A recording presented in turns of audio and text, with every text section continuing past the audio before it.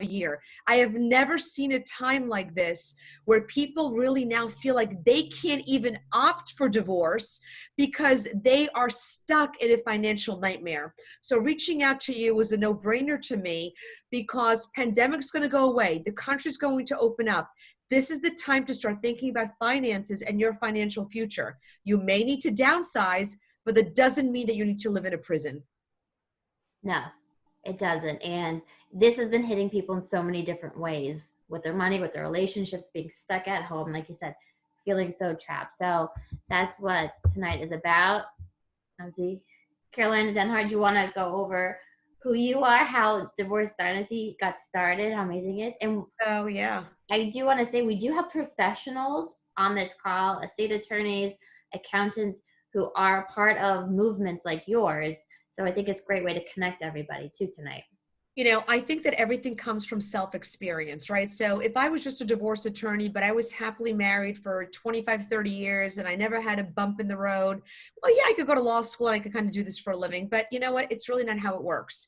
So I am an immigrant. I came here from Poland. I was 7 years old when I came to this country. English is my second language. And I came to this country because my mother went through a horrific divorce and she couldn't get far enough. So we had to go across the Atlantic Ocean, right? We come here, life is horrible. She was in a very abusive relationship. I watched struggle financially, emotionally, and psychologically from my very first years of becoming a young girl. But then my mother invested in me the American dream. So it's by no accident that the day that we flew here from Poland, Princess Diana was getting married. We watched it on the Pan Am flight. There's Princess Diana and Prince Charles. And my mother said to me, you will live the American dream. And the American dream I lived. I married an aspiring politician, a state senator. My God, I was heading toward the White House. Well, you know what? Life threw a curveball and I had to get divorced. I found myself completely unequipped to deal with my divorce. I had a master's in counseling psychology. I was raised by a strong woman. I had no clue. A tax return, I could read upside down. I had no idea what I was looking at. And I found in that point of my life that I wanted to go to law school.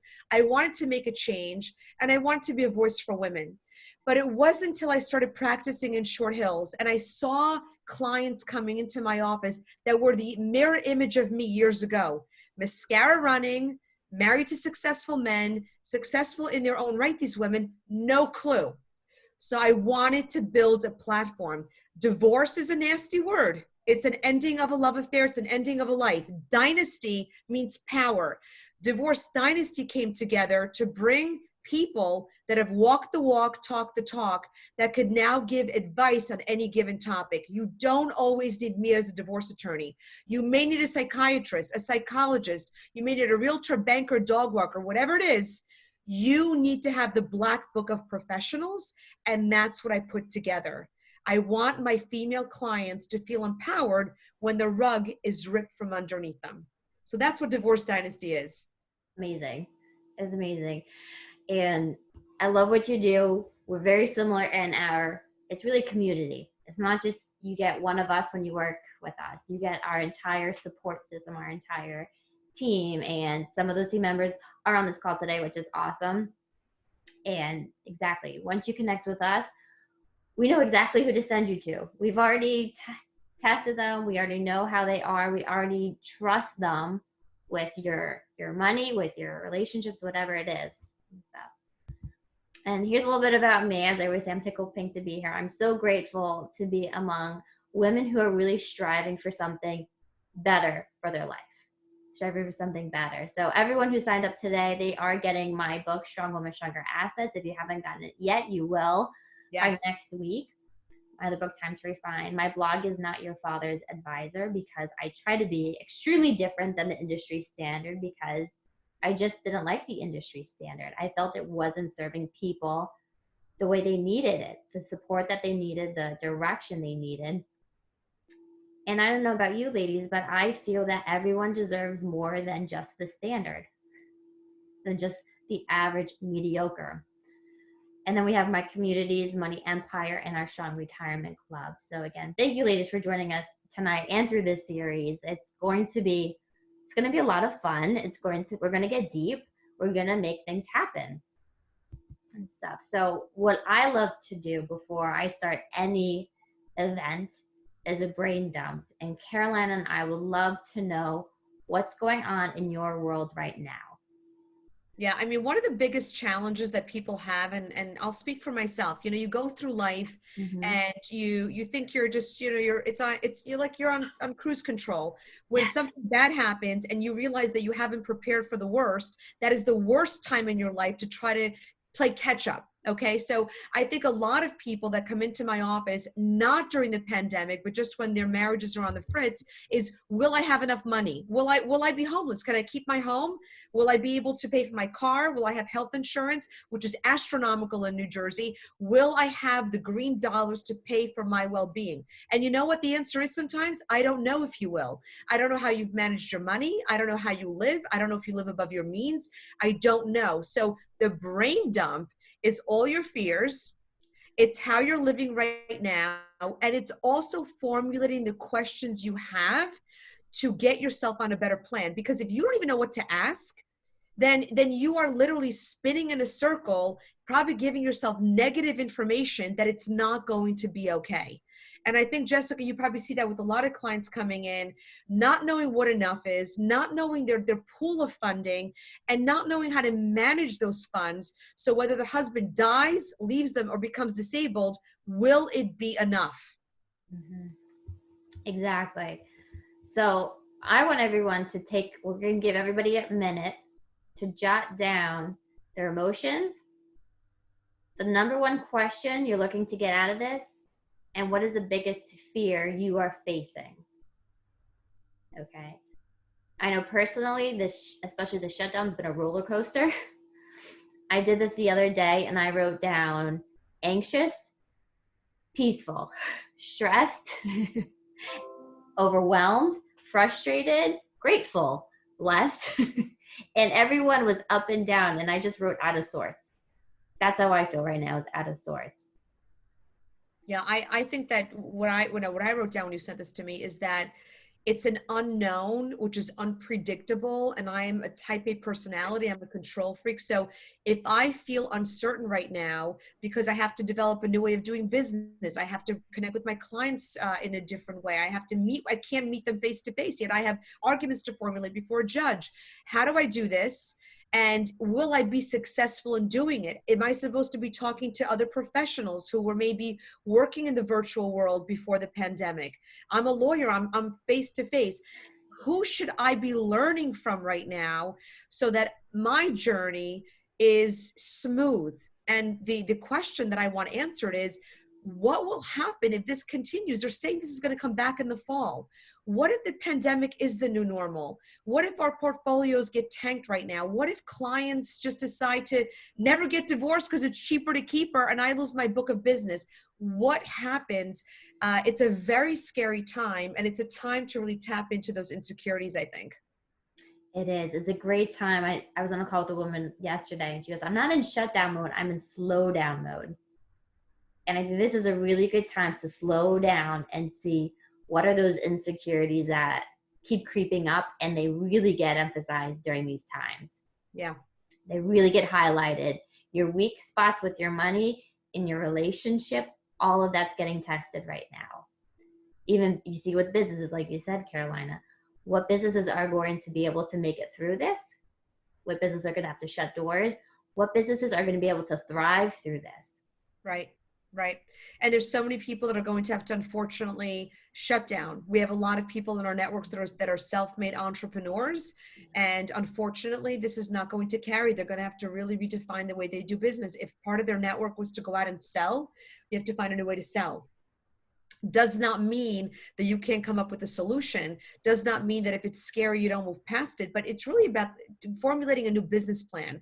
And, for my clients that are divorcing, I actually say to them, this is now an undoing of a business and building a new business. So the way that you were operating before, which was your Mr. and Mrs. Smith household, Mockingbird Lane, that will change. You will now have two separate enterprises, hopefully two flows of income, but it requires an entire revamping. So that's scary enough as it is.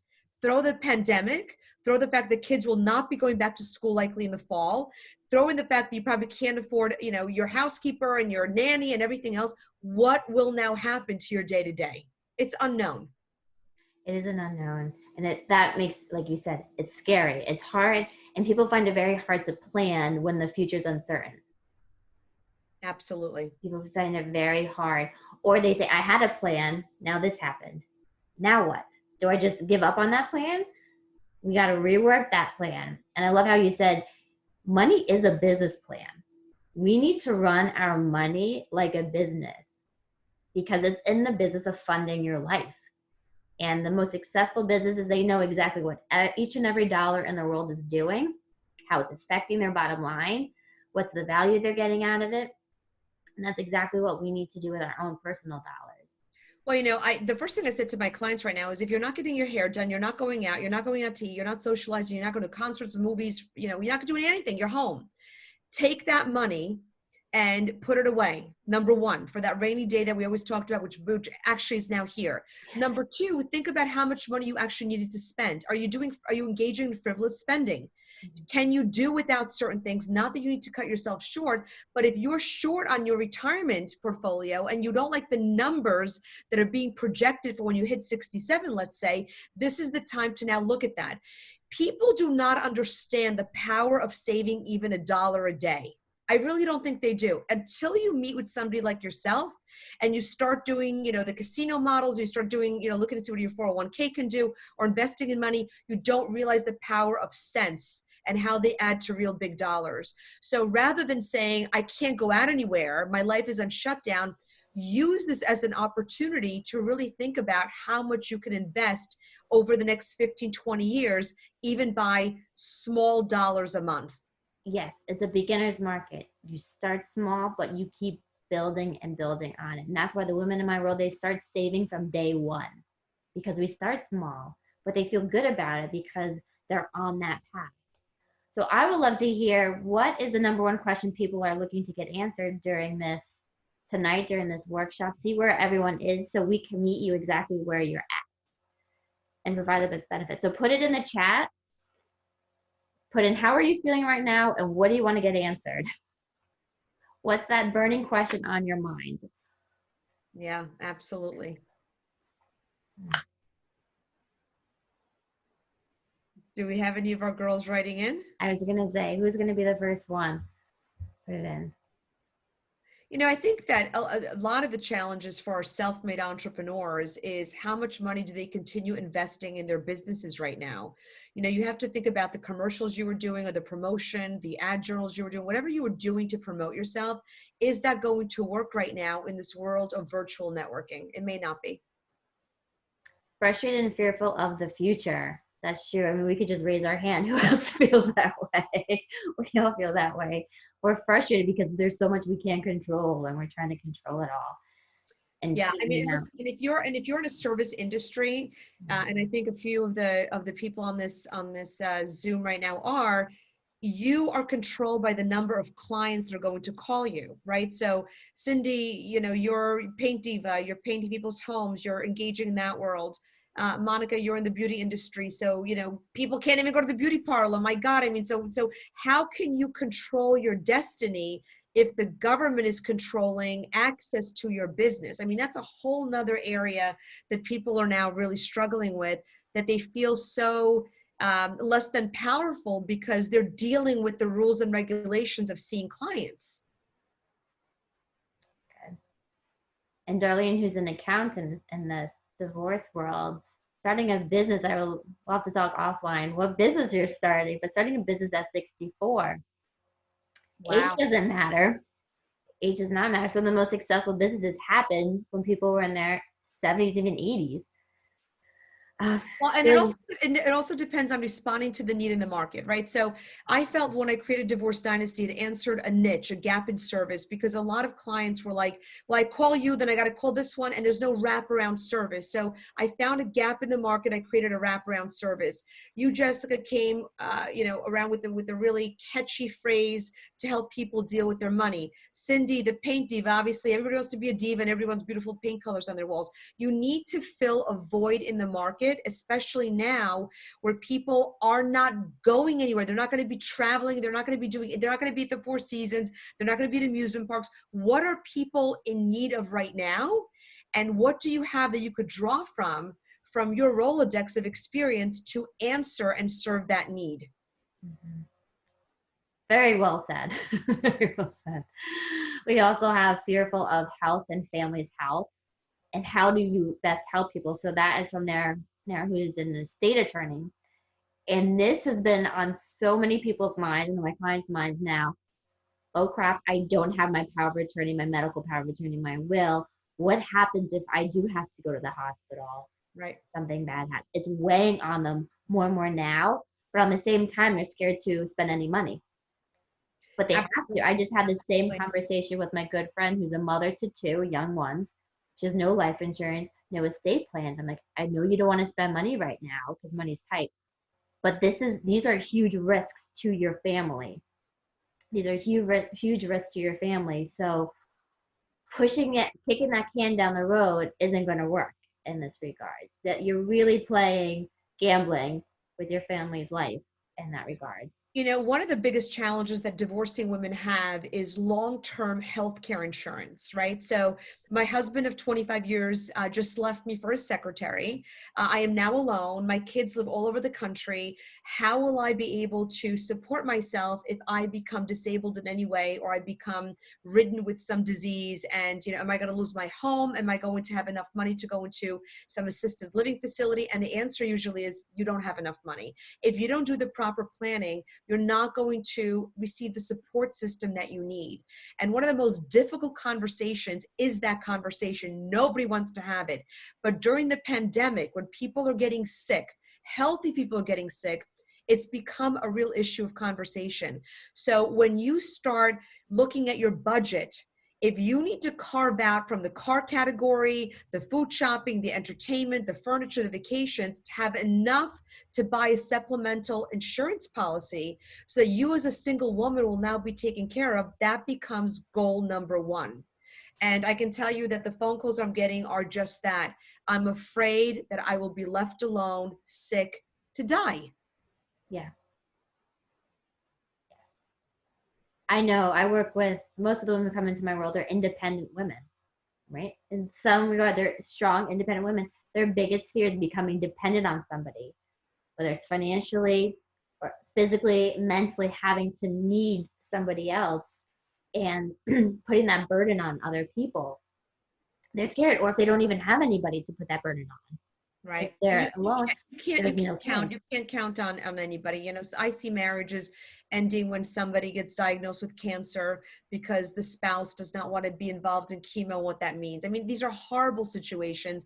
And now let's say your husband insured you. That's where you had your health insurance from. You now have to qualify for private health insurance, which is astronomically expensive in the United States. There's only certain times of year you qualify for Obamacare. You won't qualify if you don't meet the requirements. This is a serious topic for women that are now facing being alone. And if you don't plan for it properly, you can bankrupt yourself, you could bankrupt your family or the legacy you wanted to leave. And if you're not in the right mind to start making those decisions for yourself at that point, then who's going to make those decisions for you? So, you know, this is the time to really start having those very uncomfortable conversations because the whole world is having them. And sometimes we find comfort in the fact that we're not dealing with something alone. When you're getting divorced and the world is open and blossoming and everybody looks like they're happily married, you feel bad because you feel like you're isolated. But today, all over the globe, people are dealing with these issues. So I almost say it's like we're in this together. This is the time to shed a tear, roll up your sleeves, look at your bank accounts, look at the cash flow, and start having really honest conversations about what you can afford, how much money you think you will be making, when is your alimony going to end if you're divorced, and if you are divorcing right now, what's a realistic package that you're going to be receiving, because people are losing their jobs left and right. Yeah, knowing what the expectations are and stuff. And this, I think, is why both of us are so passionate about what we do. Carolina, is women spend 80% of the world's wealth, but we only make 10% of it. Imagine how much power and control we would have over the world if we made even 20%, if we doubled that, 30, 40%. If we started to make that more even, we would have so much more control. We could work better hours. We would have more flexibility in our day-to-day lives. We would get paid better. So Yeah. where's the disconnect? Well, And I think that this is the traditional 1950s Lucy and Desi Arnaz, setup that still exists in this country. mhm, Women, although they're CEOs and they're power players today, they are still the wife behind the man, and the guy is, out there working. The woman spends. She buys the furniture. She selects the car. They're buying the house, interior decorating, the vacations. They book the vacations. They book the private schools. They're spending the money. The problem is that it gets turned upside down when divorce happens, because now the man takes his income with him, right? mhm. She'll get her alimony payment and child support, but it's never going to be a replication of the marital lifestyle. So while this 80% of the world's wealth is a true statement when people are in marriages, it's not a true statement post-divorce, because then you become more conservative. You have to save more of your money. The second wife will do the spending. To your point, women should get behind the making of the money more so than just being able to spend it. Yeah, exactly. All right, I hear that all the time. I'm shocked how many women tell me that they let my husband handle these things. Oh, how many times have you heard that, Carolina?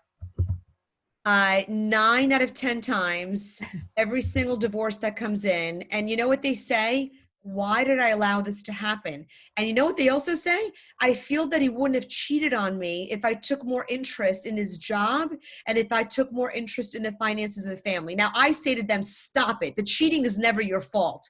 Christy Brinkley got cheated on. Okay, what are we talking about here? Has nothing to do with you. But for your own self growth and partnership, yes, we need to take a role. If your husband says to you, honey, don't worry about that, and doesn't want to show you the information, that's a red flag.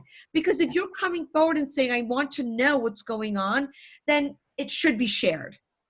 It should be. And I think this is part of the problem. This statistic, 90% of women aren't comfortable talking about money. So if they're not comfortable talking about it in general, they're not going to be comfortable talking about their spouse.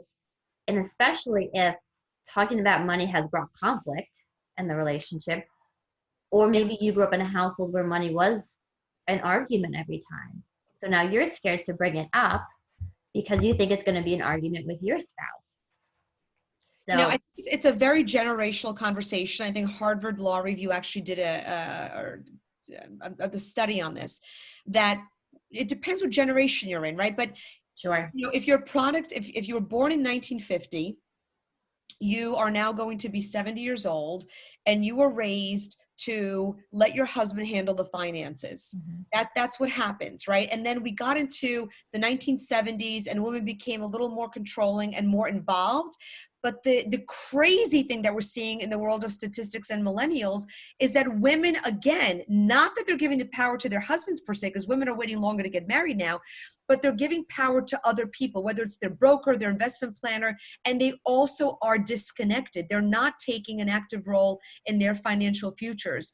Not They're to not say a engaged. financial planner isn't the right person to have on your team, but if you don't know the value of the money you have or how much money you will need, it's fictitious world. And that's a problem. Very true. Yeah. And that's why we both have created communities for women so that it's not intimidating. It can be fun. It can be engaging. It can be relatable and something that you can do and start doing really well. So, Yeah, absolutely. I'm going to let you talk for a minute while I turn my light on because it's getting so dark in here. I feel like I'm sitting in a cave. Hold on, I'm going to turn my lights on. of course, of course. And this one, only 10% of women are very comfortable in their ability to retire with a comfortable lifestyle. So One of women the aren't very yeah. confident in their financial futures. One of the biggest issues that I have in a lot of my divorce cases where the women didn't work is that, of course, they're going to have a share of their retirement assets, 50% of the marital pot. So from the day you say I do to the day we file for divorce, whatever's in the marital pot, the pensions, the 401ks, the savings, we're starting with the 50-50 presumption, right? New Jersey is an equitable state, so we can argue for more. If somebody has cancer, MS, they're sick, we're going to argue for more of a distribution, but at least you're getting that. But then what do you do? Is that going to be enough? Your dream was to retire on the retirement pot that you were going to build together. Yes. We live in one of the most expensive states in the country. Will what you get be enough? And you know what? Unless you're going to downsize your lifestyle, 99% of the time, it's not. Yeah. So really taking a good look at, I know everyone comes to me, what's my magic number? What number do I need saved up to be able to retire? And you brought this up a few times. It always, always, always comes back to, what are you spending? Correct. Where are you spending it? Where are the bleeding spots, the leaks in your budget where you're not being efficient with your money, not being efficient with your investments, with your plan? Yeah. People who work with an advisor and are active in their plan, like you said, talking about millennials, young millennials, when they're engaged, they make over 4.5% more on their money each year because they're not making mistakes. They're not missing opportunities. They're being very efficient. And the biggest thing is being able to make secure decisions in the face of fear. Because Caroline, when women come to you and they're in a state of fear, do they make good decisions? They're making terrible decisions because, first of all, they don't have anything to draw from. And second of all, they're now pinned against the wall dealing with psychological betrayal, deceit, abandonment, all those issues. But, the most important thing that people need to do, and we're going to give people homework for our next Yeah. session. And this is a really great time to do it because a lot of people are homebound and they're not spending. Every single woman that walks through my door, or every single client for that matter, fills out something called a case information statement. It is your income, it is your assets, it's your liabilities, it's essentially your cash flow. And Schedule C is all the personal expenses. People cannot believe how much they spend. I have women coming in saying, I can't believe I drop $125 at the Starbucks once a week. It adds up. So when you start seeing what you're spending on, it is very quick to say, I don't need this, I don't need that. And not to say that you're now going to have no haircuts, no hair color, no manicure, no pedicure, no Starbucks, but you may say, I want to shift some of that to another category. If you don't take the time to do this financial analysis and look at what you're spending, you're operating in a world of gray. You have no idea, right? And this requires discipline. Your MAC card, your cash, the checks you're writing, Venmo, PayPal, what are you spending your money on? I personally do this every quarter, and every quarter I'm pissed off because now that we're in the pandemic, now I'm shopping online. For what? Where am I going? Why am I not shopping in my closet? So that financial 411, taking the temperature on how you're spending, is the first and most critical step of financial wellness. And I love that you say you do quarterly. I do it quarterly too. That's Yeah. the accountability. That's the accountability to make sure that you keep yourself in check. You have these goals and dreams that you don't get distracted by. My husband always calls them the shiny pink things in my world, that you don't get distracted and lose your focus on where are you moving forward. And it's like those reality checks. Okay, I thought I was good spending. Maybe I wasn't. Where did I overspend on? And to pace yourself with your spending. So you're not throwing everything, all these large expenses one month, the next month, next few months, you're trying to pay off that debt, go back. Yeah, So I think that the worst thing that Americans do, and then I say this with some experience because I do work with a lot of people in Poland and all over the world, really, we are okay with credit card debt. And although having good credit and being able to charge and pay off that debt is healthy, it is absolutely not healthy to carry that debt. If you can't afford something, you shouldn't be buying it. You'll covet it more if you save for it and then end up paying for it. But when you think about where you want to be 20 years from now, let's assume you're healthy.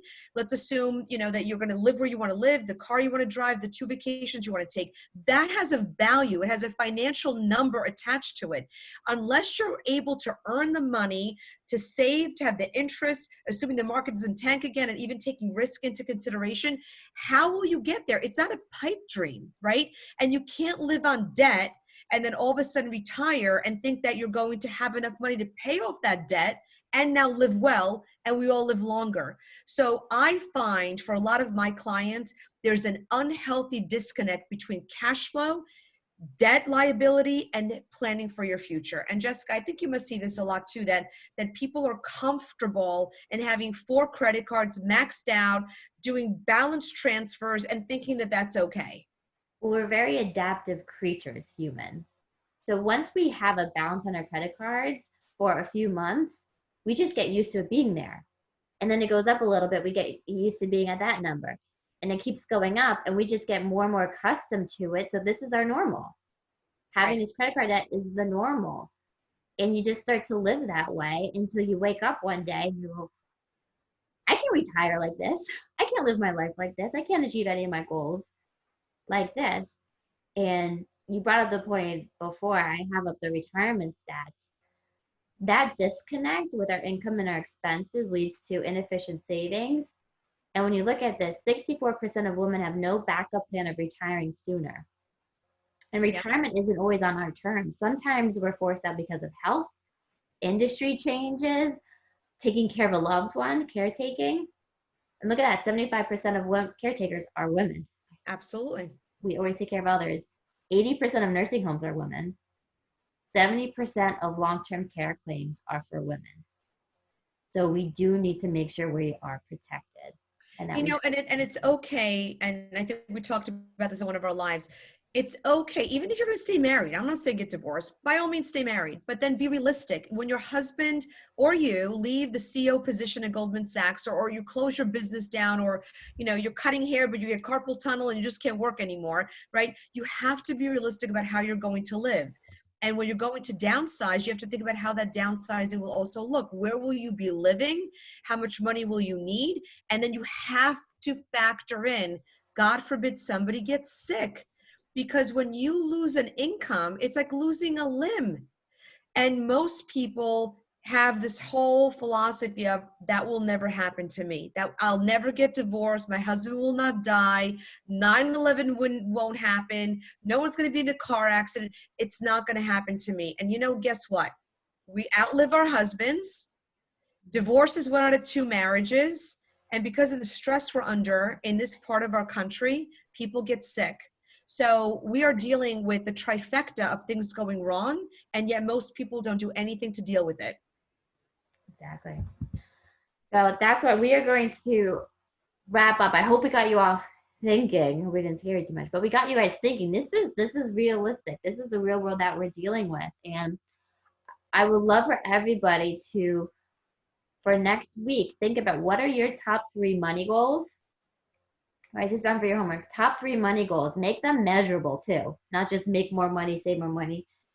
Maybe it's save $10,000, make an extra few $1,000s each month, pay off X amount of debt. What are you striving for? We need to keep those front of mind. We need to keep them somewhere. I put them on post-its on my computer at work, so I see them every day. They keep me on track.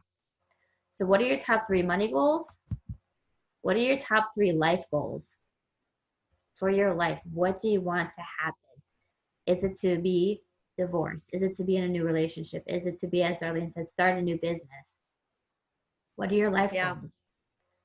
And what we're going to send to you ladies to help you get started on this is that case information statement, because before you could start thinking about where you want to be financially and where you want to be personally, you have to get a handle on how much money you're bringing in and how much money you're spending and how much debt you have.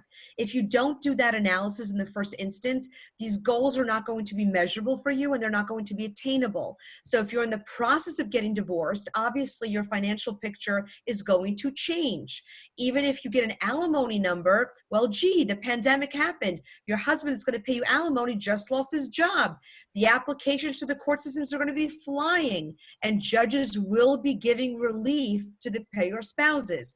So I want to give you, from my perspective, the best gift I could give you is to take the temperature on your finances while Jessica gives you these categories to start thinking about where we then go from there.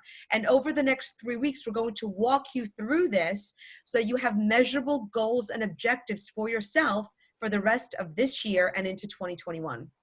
Yes. And as you write down your goals, I think the best thing is to then reflect on what are your actions? What are you doing right now to achieve your goals?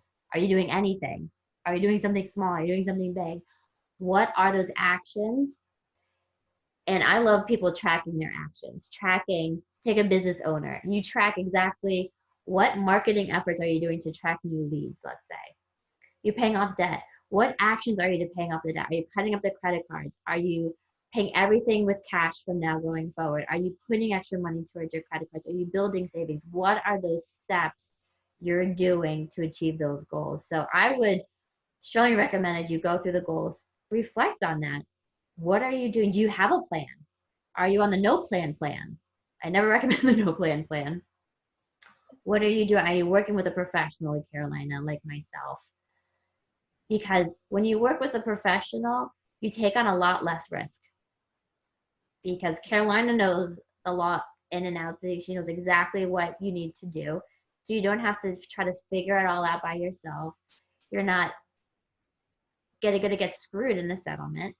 You're not taking on those risks, and you have somebody to lean on whenever you get punched in the face with something. Something No, that's unexpected comes up. it's Oh, 100%. It's, it's almost like, if you don't know what you're up against, you need to recognize that you need somebody to explain this to you. Because a divorce, although it's all the emotion of, somebody cheats, somebody this, somebody, it's over, it's a death of a relationship. I get all that, right? But if you don't know what you're going to be facing, either by way of what you're going to pay or receive or your liabilities, your exposure, you're going to be signing a contract that's going to govern the rest of your life that you can't, for most instances, undo. And now what? So you rushed to it, you didn't get the right advice, you didn't do what you needed to do, and now this becomes a blueprint for your financial future. If you don't talk to Jessica and if she doesn't run the scenario for you, you think you're saving as much money as you can, and then you know what? You end up living in a one bedroom because you can't afford your taxes in the town you're living. These are serious scenarios that I unfortunately see women going through every single day. And there's nothing worse than falling from your Short Hills mansion to having to rent in Elizabeth, New Jersey, because that's all you could afford. It's terrible, terrible. all right. So we're going to get over the case information statement so that you can basically do an audit of what is your current money picture, cash flow wise, asset wise, liabilities, your debts. And I know it's a scary first step. I say it's like stepping on the scale at the end of the year after the holidays. You don't want to do it, but it's a first step. It's the first step you need to take. We need to know exactly where you are now. And I promise you, you feel lighter after. You feel so much more hopeful after because Yeah. like, okay, it's kind of like going around like, okay, there it is. Now I know what I have to work with. Yeah, absolutely. And if there's things that you're not paying for right now, or that, for example, if there's anybody on this call that doesn't have health insurance, or you don't have the proper car insurance, or you just don't think you have the protections in place for you, you need to make some phone calls. We could connect you with those individuals. How much will that cost? How much will that impact your budget? Where can you take the money from to offer that peace of mind to yourself? This is now the time for us to look at these goals and start making some changes.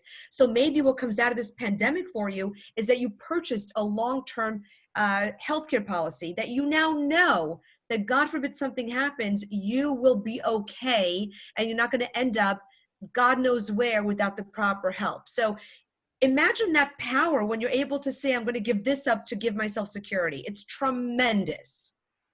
And it fuels you. You just want to keep doing it. Absolutely. Protecting yourself more and growing your money and doing it. It becomes a game. It becomes addicting and stuff. So we'll wrap up tonight. Everybody has their homework. Every week you're going to get an email with where to see the recording, any homework we send you, and also the information for that week's workshop, webinar that we're going to put together. Everyone has our information.